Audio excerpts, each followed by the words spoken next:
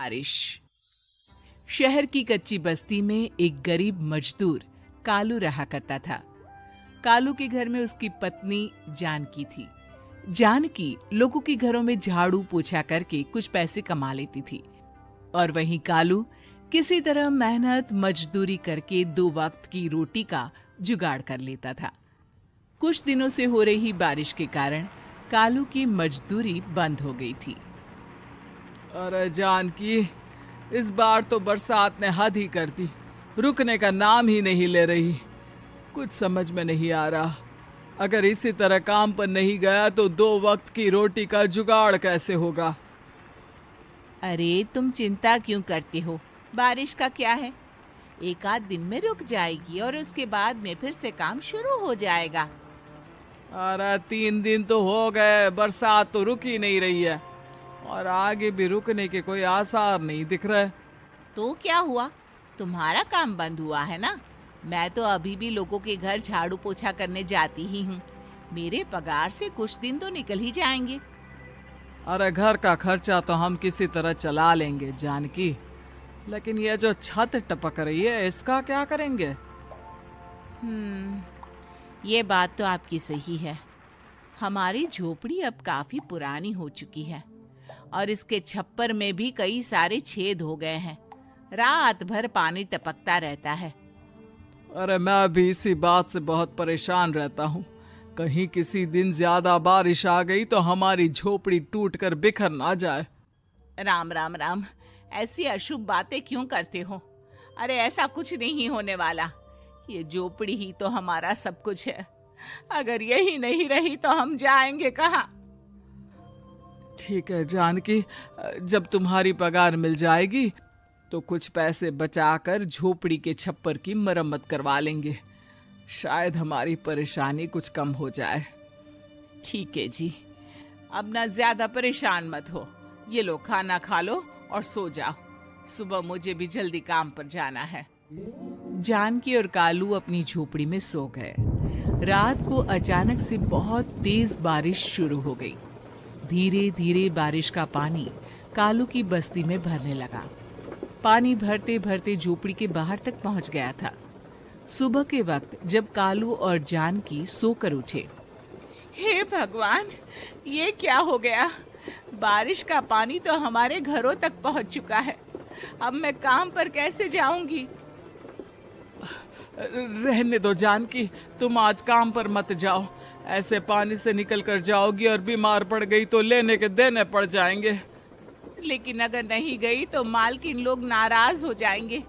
आप जानते हैं ना, बड़ी मुश्किल से 1 दिन की छुट्टी भी नहीं देती है। अरे लेकिन जानकी, झोपड़ी के बाहर तो पूरी बस्ती में पानी भरा है, तुम जाओगी कैसे? जानकी जैसे तैसे करके काम पर चली जाती है, लेकिन अगले दिन फिर से बहुत ज्यादा बारिश होती है और बस्ती में ज्यादा पानी भर जाता है। आज तो मैं तुम्हें किसी भी तरह काम पर नहीं जाने दूंगा। अरे अगर तुम्हें कुछ हो गया तो क्या होगा? ठीक है, तुम ठीक ही कहते हो, आज नहीं जाती। अगर मालकिन नाराज हो गई तो मना लूंगी किसी तरह। अरे मनाने वाली क्या बात है? जब तुम बताओगी कि हमारी झोपड़ी में पानी भर गया है तो वो खुद ही समझ जाएंगे ना।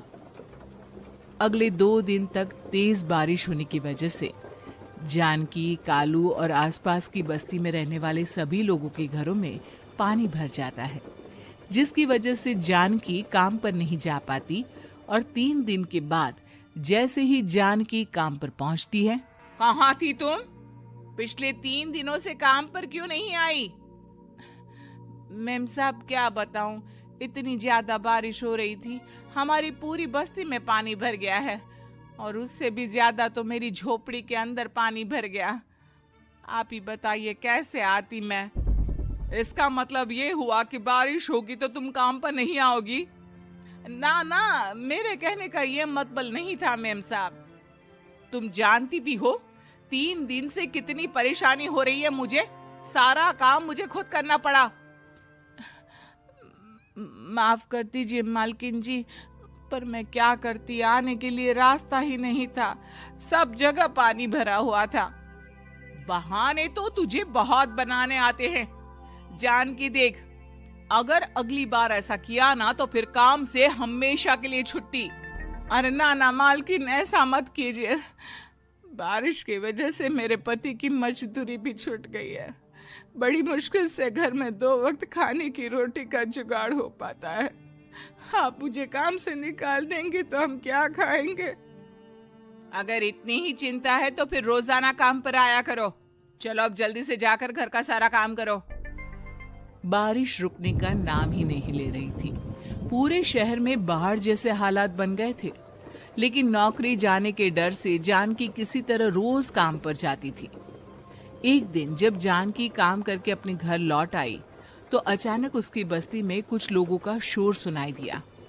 अरे लगता है बाहर कुछ हुआ है, मैं जाकर देखता हूँ। हाँ हाँ, पता तो कीजिए, ये बस्ती में लोग इतना शोर क्यों कर रहे हैं? बाहर जाकर कालू ने एक आदमी से पूछा। अरे क्या हुआ भाई, इतना शोर क्यों मचा रहा है? अरे क्या बताए भैया, अपनी बस्ती के बाहर एक पुल टूट गया है और वहाँ पर एक कार फंसी है। थोड़ी देर में अगर किसी ने नहीं बचाया ना तो वो कार पानी में बह जाएगी। ये क्या कह रहे हो भैया, कार के अंदर कोई है क्या? हाँ, कोई औरत बैठी है, अकेली है, बहुत रो रही है बेचारी, मदद के लिए बुला रही है। अरे तो हमें जाकर उनकी मदद करनी चाहिए ना। अरे लेकिन इसमें बहुत खतरा है, हमें अपने आप को बचाना चाहिए। पानी कभी भी हमारी बस्ती की तरफ आ सकता है। अरे तुम्हें नहीं चलना तो मत चलो, लेकिन मैं तो जाकर उस औरत की मदद जरूर करूंगा। कालू उस जगह पर पहुंचता है जहां वो औरत कार में फंसी हुई थी। वहां पर पानी का बहाव बहुत तेज था और सारा पानी कालू की बस्ती की तरफ ही आ रहा था। कालू ने एक बड़ी सी रस्सी को पेड़ से बांध दिया और दूसरे सिरे को कार की तरफ फेंक दिया और उस औरत को रस्सी के सहारे बाहर आने के लिए कहा। तभी वहां जानकी भी दौड़ती हुई आई। अरे ये तो मेरी मालकिन है, जिनके यहाँ मैं काम करने जाती हूँ। अरे मैडम जी, आप डरिएगा मत, आपको कुछ नहीं होगा। आपकी गाड़ी को भी मैंने रस्सी से बांध दिया है। थोड़ी देर में पानी का बहाव कम हो जाएगा, फिर हम आपकी कार को भी बाहर निकाल लेंगे। क्या तुम जानकी के पति हो? हाँ हाँ, जानकी मेरी ही पत्नी है, आपके यहाँ काम करती है ना। लेकिन मेम साहब, आप यहाँ पानी में कैसे फंस गई? अब क्या बताऊं, मैं अपनी सहेलियों के साथ पिकनिक पर गई थी, वहीं से लौट रही थी। अचानक पानी का बहाव तेज हो गया और मेरी गाड़ी फंस गई। अरे कोई बात नहीं मालकिन, अब ना आप बिल्कुल सुरक्षित हैं। मैं तो बहुत बुरी तरह डर गई थी, कब से मदद के लिए चिल्ला रही थी, लेकिन कोई मेरी मदद के लिए नहीं आया। भला हो तुम्हारा पति का जिसने मेरी जान बचा ली।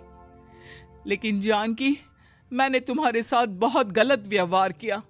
इतने खराब मौसम और बाढ़ में भी तुम्हें काम पर आने के लिए कहा, नौकरी से निकालने की धमकी भी दी, और तुमने मेरी जान बचाई। मुझे माफ कर दो। अरे कोई बात नहीं मालकिन, आपकी जान बचाना तो हमारा धर्म था। देखो जानकी, तुम्हारी झोपड़ी में जो भी नुकसान हुआ है उसके लिए मैं तुम्हें पैसे दूंगी। आज तुम्हारे पति ने मेरी जान बचाई है और आज के बाद मैं तुम्हें कभी भी नौकरी से निकालने की धमकी नहीं दूंगी। आज मैं तुम्हारी परेशानी को अच्छी तरह समझ चुकी हूँ। हम जैसे पैसे वाले लोगों के लिए अपने घर में बैठकर बारिश का मजा लेना बहुत आसान है, लेकिन तुम गरीब लोगों के लिए बाढ़ और बारिश काफी परेशानी खड़ी कर देते हैं। ये बात मुझे आज अच्छी तरह समझ आ गई है। आपका बहुत बहुत धन्यवाद मालकिन।